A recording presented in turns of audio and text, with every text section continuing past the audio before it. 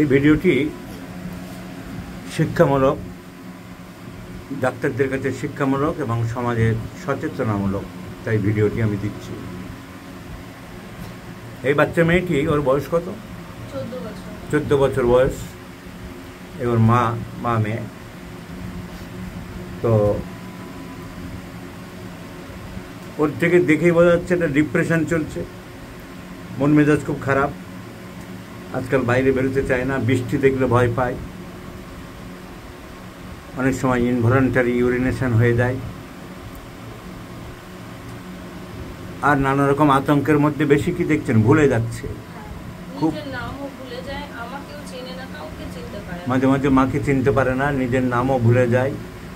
কেন মাকে চিনতে পারো না কেন? কি মনে হয় বাইরের লোক?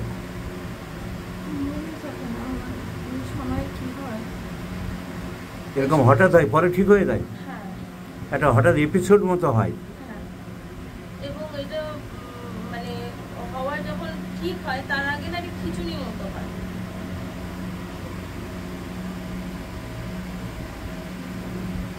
কিন্তু ব্রেনের পরীক্ষা টরীক্ষা করা হয়েছে, সব নর্মাল। ওরা নিমহ্যান্সে গিয়েছিল, national institute of mental health, যে আমাদের সরকারি হসপিটাল ভারত সরকারের। ওরা বলেছে যে এটা ওষুধে খুব একটা কিছু হবে না, থেরাপি বোঝাতে হবে, এইসব বলেছে। এখন এই বাচ্চা মেয়েটিকে আমার কাছে আনা হয়েছে, আমি আলাদা ঘরে কথা বলছি, সেটা আমি শেয়ার করছি আমাদের হোমিওপ্যাথিক চিকিৎসক বন্ধুদেরকে। কারণটা কি? কারণ তো অনেকগুলো ব্যাপার জানা যাচ্ছে। একটা হচ্ছে যে ওর প্রিন্সিপালের মানে কলেজের স্কুলের বন্ধুবান্ধবদের মধ্যে একটা অনেক প্রভাব হয়েছিল। ওর কিছু গ্রুপ ছিল বন্ধুবান্ধব, তাদেরকে আবার অন্য প্রভাবশালী নেতা তাদের মেয়েরা ছিনিয়ে নেয়, বলো আমাদের সঙ্গে থাকবে, তোর সাথে থাকবে না। সেই মেয়েগুলোর সাথে ওর ভালো বন্ধুত্ব ছিল, সেটা তারা হাতছাড়া হয়ে যায়, ফলে ওর মন খুব খারাপ হয়ে যায়। এটাই তো বলেছ, সেটা থেকে তুমি একটা খুব কষ্ট পেয়েছিলে। সেই কষ্ট পেয়ে তোমার কোনো অসুবিধা হয়েছিল তখন? কাউকে বলনি, তাহলে একটা সাপ্রেসড ভাবছিল, ও কাউকে বলেনি, এটা একটা মনে খুব দুঃখ ছিল তোমার। কতদিন ছিল দুঃখটা? এখনো হয় মাঝে মাঝে, ওদের কথা মনে পড়ে, তাদের সাথে দেখা হয় না, ফোনও হয় না, ওরা ভুলে গেছে তোমার। আর আমি তাই বোঝালাম ওকে, তোমার আর মনে রাখার কি দরকার। ও বলেও নি বাড়িতে। তাহলে সাপ্রেসড গ্রিফ, আমরা হিস্ট্রি নিয়ে জানছি, একটা লং কন্টিনিউইং, এটা জানুয়ারি মাসে হয়েছিল বললে, আর এটা প্রায় অক্টোবর আসতে যাচ্ছে, 9 মাস হয়ে গেছে। একটা সাপ্রেসড গ্রিফ নিয়ে ঘুরছে যে আমার বন্ধুগুলো হাতছাড়া হয়ে গেল। আর একটা যে সেটা নিয়ে তোমার কোনো দুঃখ আছে নাকি? এদের বাবা মার মধ্যে একটা সম্পর্ক ছিন্ন হয়েছে, আমি জানতে পারলাম। তখন ওর বয়স ছিল 2 বছর, 2.5 বছর। তোমার বাবার কথা মনে পড়ে? এখন দেখা সাক্ষাৎ হয়? দেখা সাক্ষাৎ হয়। বাবা মায়ের যে আলাদা সম্পর্ক হয়ে গেছে, আলাদা থাকে দুজনে, মতের মিল হয়নি, তাতে তোমার কোনো দুঃখ আছে?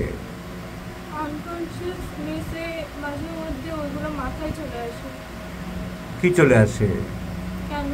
কেন হলো? একসাথে থাকলেই বোধহয় ভালো হতো, এটাও আসে। ওইটাই বেশি কষ্ট দেয় না? স্কুলের বন্ধুগুলো যে চলে গেছে সেটাই বেশি মনে পড়ে?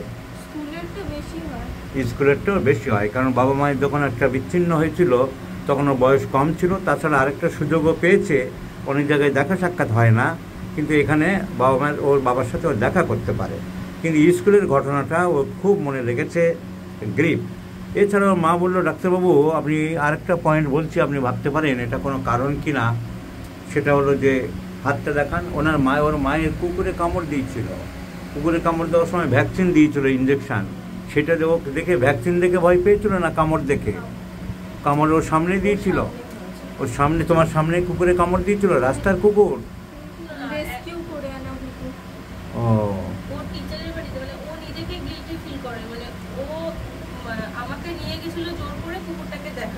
দেখাতে, এবং সেখানে গিয়ে কুকুরটা ছিঁড়ে মানে কোনোভাবে, মানে আমি একটু আদর করতে গেছিলাম, প্রথমে কিছু বলেনি, তারপরে সাডেনলি কামড়ে দেয়।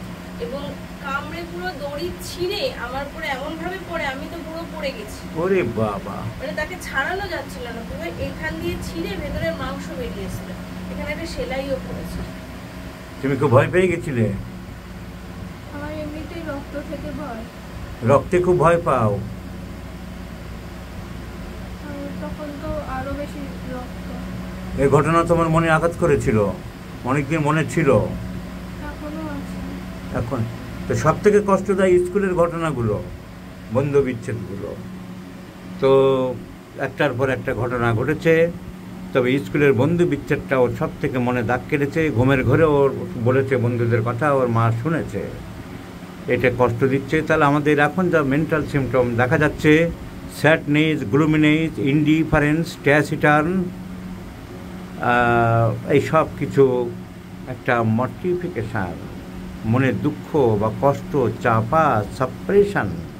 কিন্তু কাউকে কিছু বলতে পারোনি, কাউকে কিছু বলতে পারেনি, খুব চাপা চাপা স্বভাবের মেয়ে।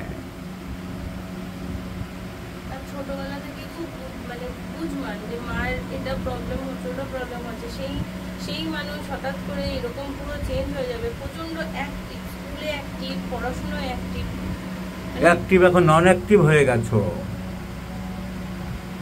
তো মাধ্যমিক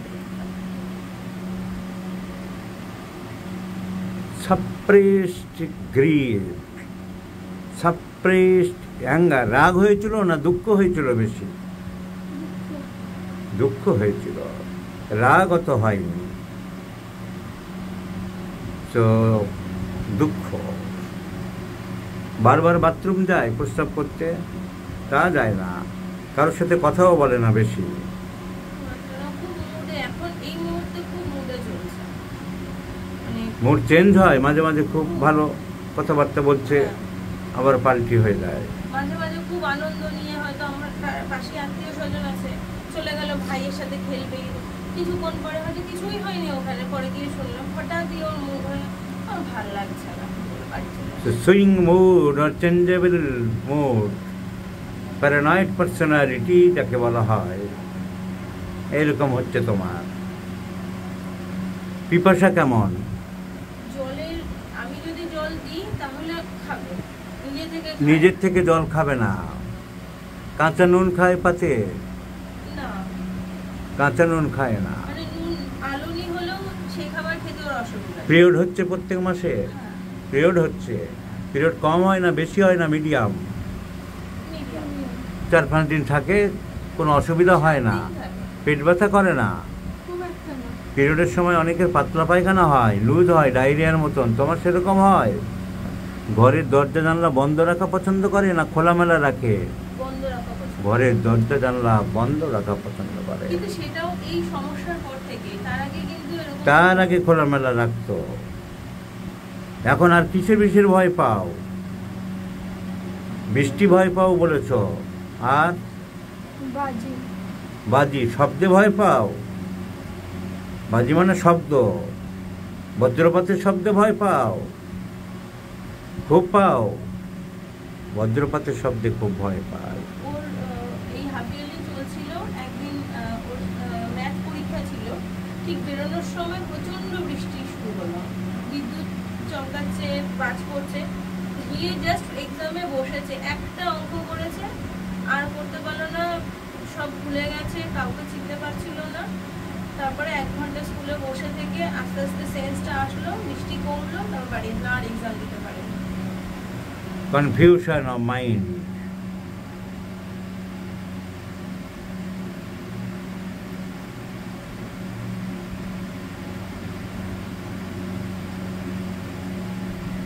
জিভটা খাও খুব বড় করে, বড় বড়। টাং সালাইভেটেড, ইনডেন্টেড, বের করো। Tongue salivated, indented. তো পালসের অনেক সিমটম মিললেও আর সব মিলছে না। ন্যাট্রামিউরেরও কোনো সিমটম খুব একটা মিলছে না। স্টেফিসেগ্রার মনে চাপা রাগ কিছু নেই, চুপচাপ বসে থাকে, ভয় পায়, কারোর সাথে কথা বলতে ইচ্ছা করে না, ইনডিফারেন্স, গ্রেট ইনডিফারেন্স। এইখানে আজকে আসলো যখন কিছুতেই আপনার কাছে মানে ও দেখাবে না, লোকজন দেখে ভয় পেয়ে কেঁদে ফেলেছে। লোকজন দেখে ভয় পেয়ে কেঁদে ফেলেছিলে, ওর বাড়ি যাবে। এখন একটু কাঁদো, আমি দেখবো। কাঁদো, রেডি? পাচ্ছে না। তুই বলো, ভাবো সিনেমায় অভিনয় হচ্ছে, আমাকে কাঁদতে বলছে। 1 2 3 কাঁদো। হুম, পাচ্ছে না কান্না। কেন? তুমি ভাবো না অভিনয় করছি আমি, আমার কাঁদতে হবে, এখন ডাইরেক্টর বলছে। হবে না?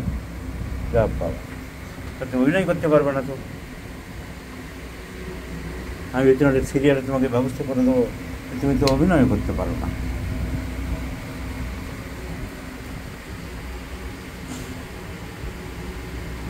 Silent grip. কি গ্রিপ? নীরব দুঃখ। Let's see the repertory. Silent grief, my friend. So, I think phosphoric acid is the choice of medicine, my friends. Pulse cover করছে না, ন্যাট্রামিউর কভার করছে না। কুকুরে কামড়ানোর যে ভয়, সেটাও পেয়েছিল বটে, কিন্তু সেটা মনের গভীরে নেই। এবং এই শারীরিক দুর্বলতা মেন্টালের সাথে সাথে শারীরিক ডেভেলপ করছে। কিছু ভালো লাগছে না, কাজকর্মে এনার্জি নেই, আর তার সাথে মেন্টাল যে আছে এই গ্রিপ, আমার একমাত্র ফসফরিক অ্যাসিড মনে পড়ছে। কারণ এই বরিকের বই খুললাম, দেখাচ্ছি phosphoric acid mental debility, first mental debility first, later physical. Listless, সবকটা সিমটম দেখো আমি এটির সাথে মিলছে কিনা। লিস্টলেস, চুপচাপ থাকে। ইম্পেয়ার্ড মেমোরি খুব ফল করছে। Indifferent, can not collect his thoughts or find the right word, difficult to comprehension, বোঝার অনেক সময় বাধা হচ্ছে, and effects of grief and mental shock. So phosphoric acid is the choice of medicine, my friends. So let's think of phosphoric acid for this innocent poor girl, and let's see the result. I do believe strongly that phosphoric acid will completely cover the symptomatology of this patient, of this girl, and she will be cured. This is the papers of National Institute of Mental Health and Neuroscience of Bengaluru. তারা বলেছে, দেখেছে এবং সব কিছু পরীক্ষা নিরীক্ষা করে বলেছে যে এটা ডিসোসিয়েটিভ ডিসঅর্ডার, এটা আমাদের ওষুধে খুব একটা কিছু করার নেই। So let's prescribe phosphoric acid in 50 millismol scale of potencies, and let's see the result, my friends. I shall share you this case.